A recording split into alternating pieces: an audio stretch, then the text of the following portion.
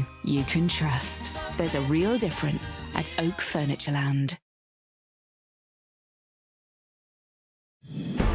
The human cost of the Maui wildfires, the death toll climbs to 96. ITV News travels to the heart of the devastation, where survivors recount harrowing moments of escape and fear for those still missing.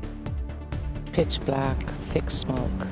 Couldn't see just in the reach of my arm. I couldn't even see that far. The screaming, the yelling, the honking of horns, the sirens wailing. Tonight, there are questions about the lack of emergency warnings after the deadliest wildfires in the US in more than a century. Also ahead. The Police Service of Northern Ireland says it's confident that leaked data of officers is in the hands of dissident Republicans. Criticism of new plans for waiting time targets for NHS cancer patients in England amid record waiting lists.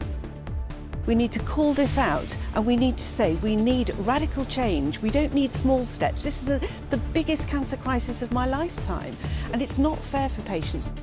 There's a train coming! Warnings from Network Rail after footage of incredibly dangerous misuse of level crossings is released.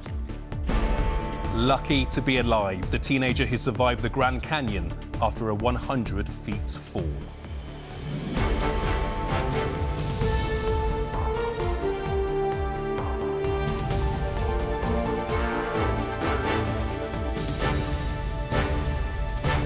This is the ITV Evening News with Gamal Fahnbulleh.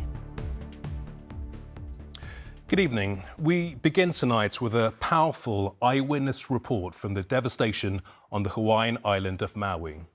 The wind-driven inferno that tore across Maui last week consumed everything in its path. A hurricane of fire that moved at speeds of more than a mile a minute, reducing buildings to ash and, it's feared, claimed hundreds of lives.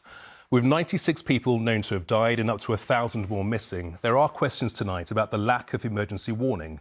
But seared into the minds of those who survived the flames is the sheer horror of what befell their homes, their communities and the people they loved. Our correspondent, Peter Smith, reports from Maui. On Maui's west coast, the town of Lahaina is the epicentre of